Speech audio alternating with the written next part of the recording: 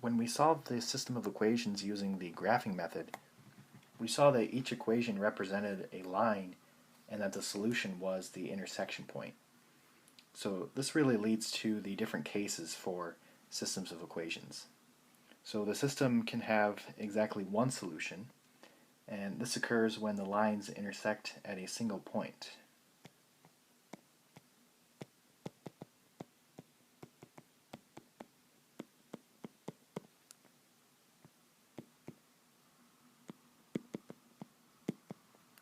And this is the most common type. The system has no solution. So this would occur when the lines are parallel.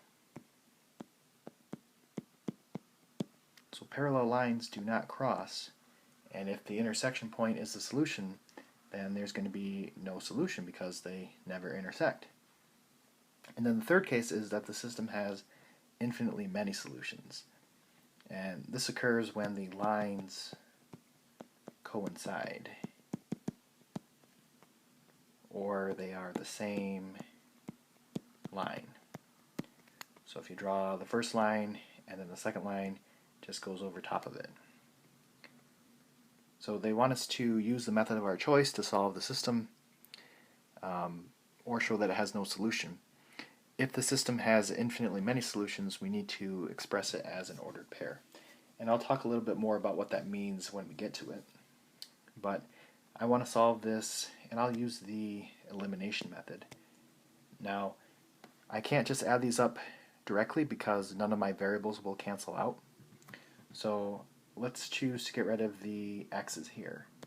So I really want a negative 3x because that would cancel out with a 3x.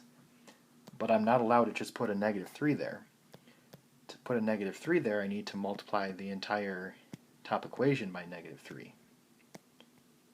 So that's going to get me negative 3x minus 12y is equal to negative 24. Then I have 3x plus 12y is equal to 2.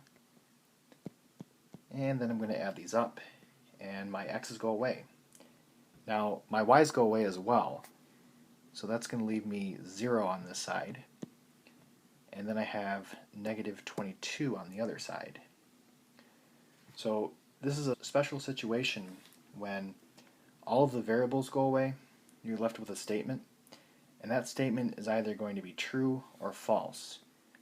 Well, this is a false statement, so this means that there is no solution. These are parallel lines.